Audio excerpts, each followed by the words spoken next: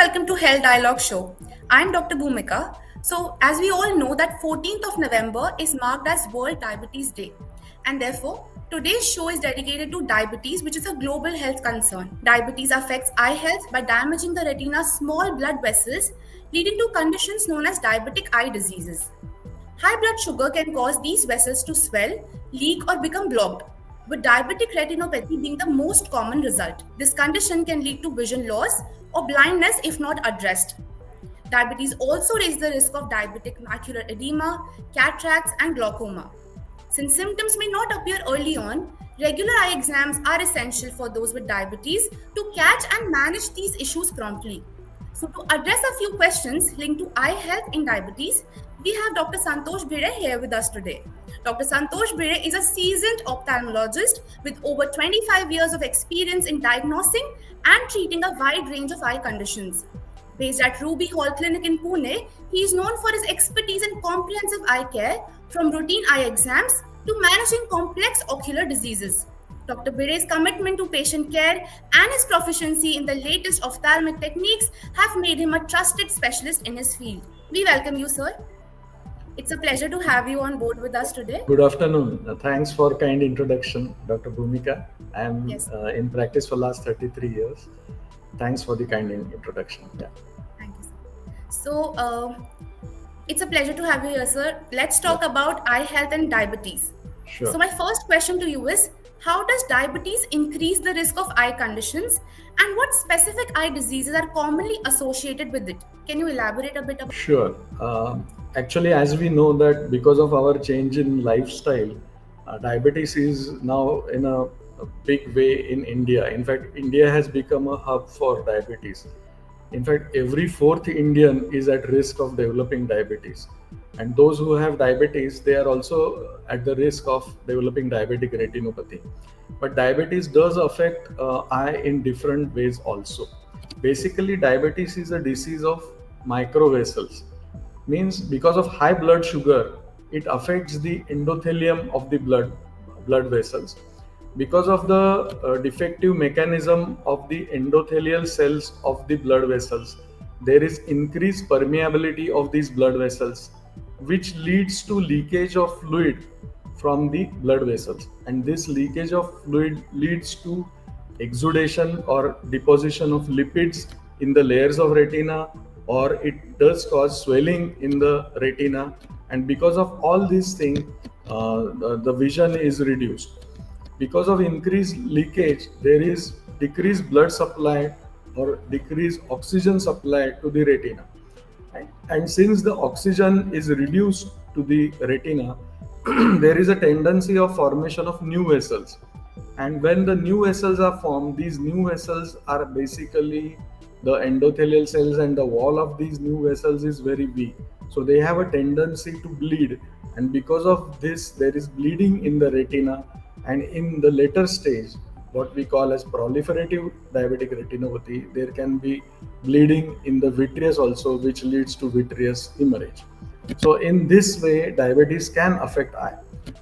But in the initial stages of diabetes also, we do get some problems in the eye. The most common problem is frequent change of refractive error. That means the patient comes to us and he says that my number is changing frequently, doctor. What should I do? If you find such patient, ideally you should ask him to get his blood sugar checked. And in most of the cases, we find that in such patients, the blood sugar is always on the higher side. So this is the first symptom of the patient who is not known diabetic, but he comes for routine eye checkup and says that my number is changing frequently. Second thing is that those patients of diabetes, they are also at high risk of developing cataract at the earlier stage.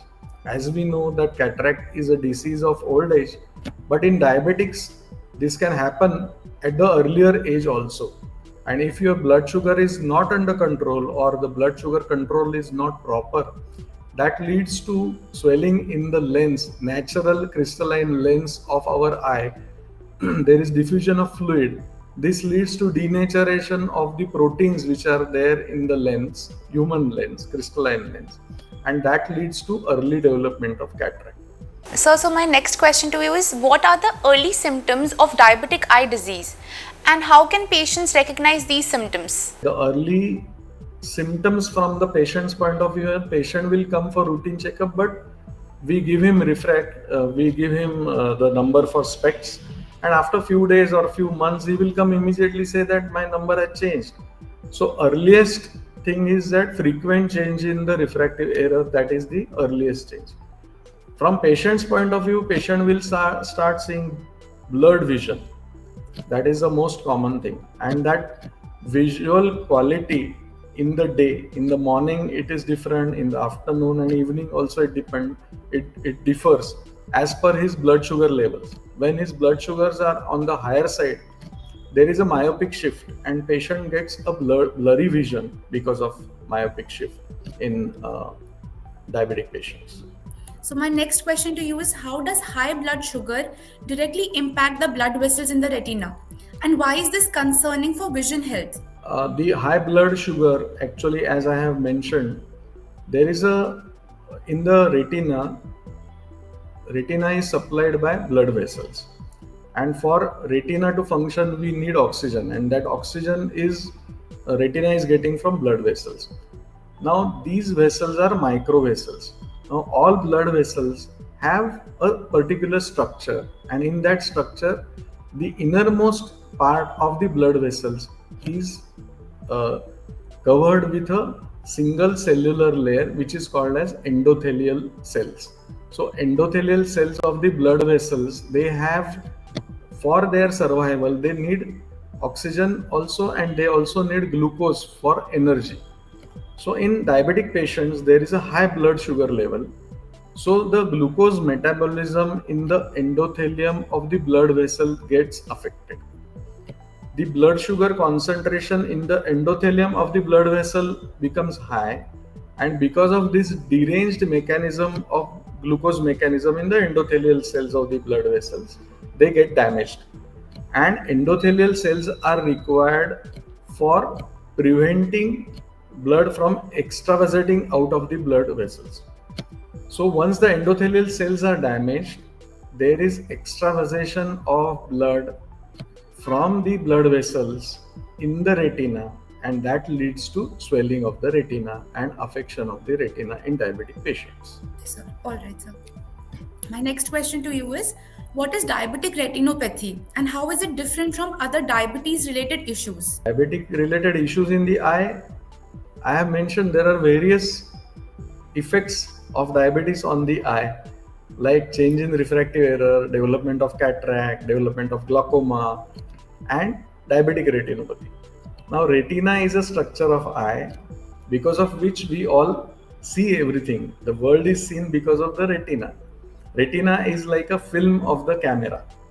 So, because of diabetes, there are diabetic retinopathy is in we have as a medically we divide diabetic retinopathy into non-proliferative diabetic retinopathy and proliferative diabetic retinopathy. In early stages of diabetes, or those who have diabetes for less duration, in such patients we do find non-proliferative diabetic retinopathy. In that case, the changes in the retina are minimal. Most of the time patient comes to us, a diabetic patient comes to us without any visual complaint, but such patients also should examine their eyes. The need is because most of the times they are not aware that their retina is getting affected because of diabetes.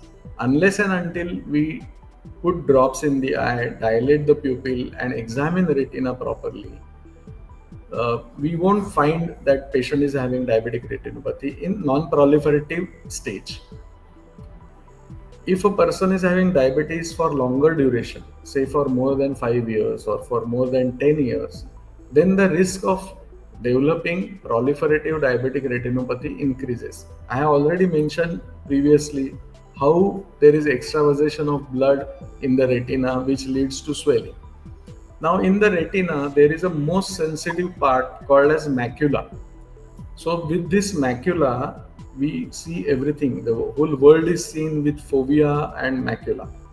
So if there is a fluid which gets accumulated in this macula, there is a formation of cystoid macular edema, and because of this cystoid macular edema, the vision of the patient again gets reduced in diabetic patients. So there, in diabetics, there are various stages of retinopathy: non-proliferative and proliferative retinopathy.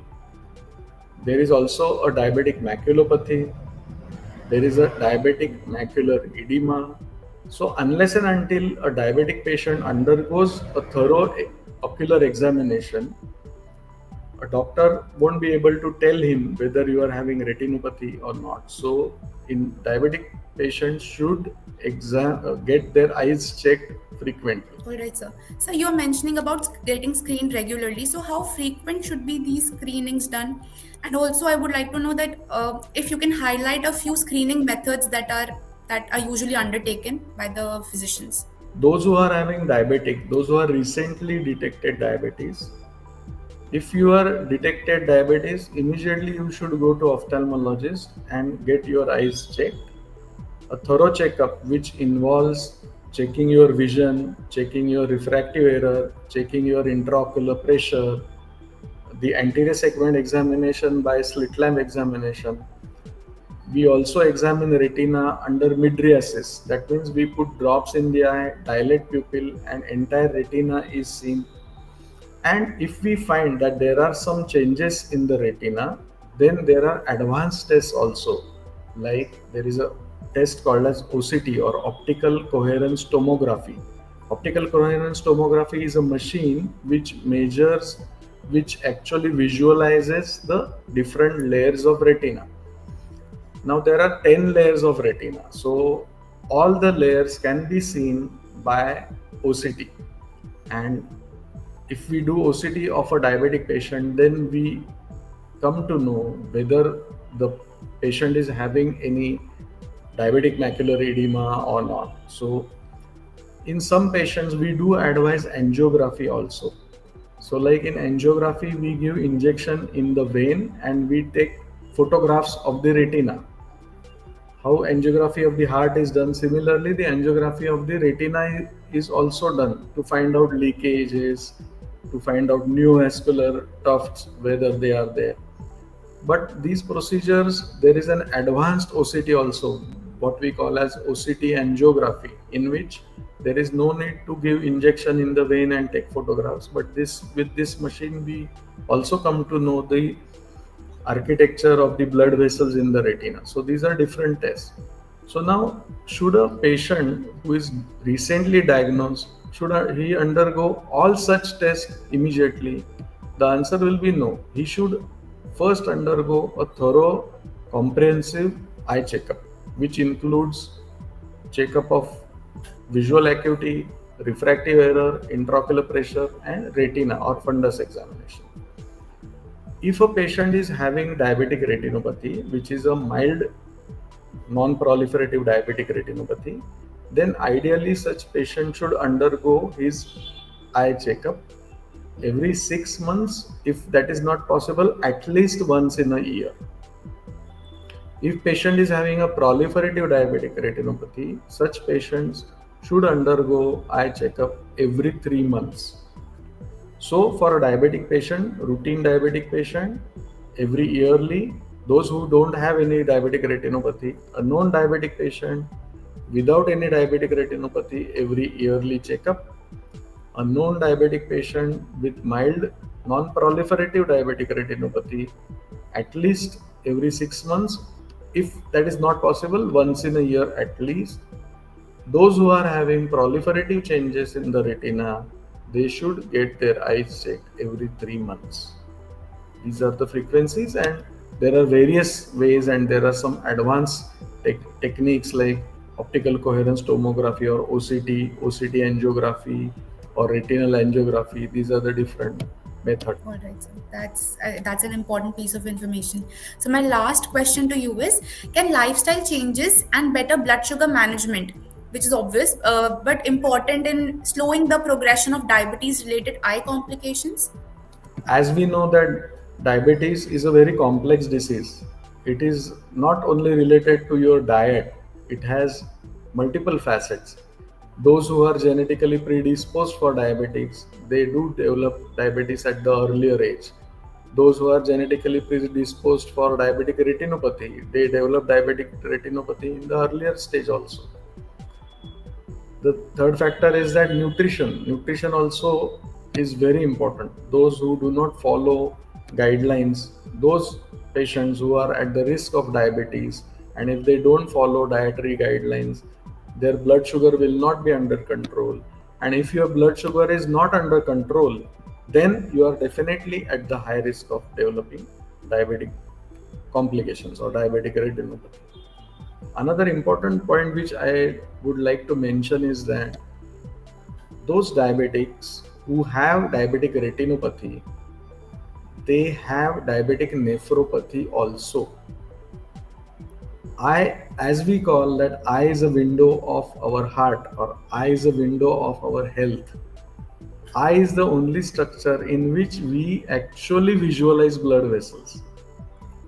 And when we visualize blood vessels and when we see that there are changes in these micro vessels, in the body there are micro vessels everywhere. All the organs like heart, kidney, brain, they are also having micro vessel blood supply. So everywhere diabetes has affected. So try to understand that, don't take diabetes very casually. Get your eyes checked early so that the changes in the blood vessels are detected at the early stage, and then definitely some preventive measures can be taken to prevent further damage, not only to the eyes but to kidneys, to the heart, and other organs also. Thank you so much for speaking to us today, sir. It was a pleasure to have you here. Thank you so much. Thank you.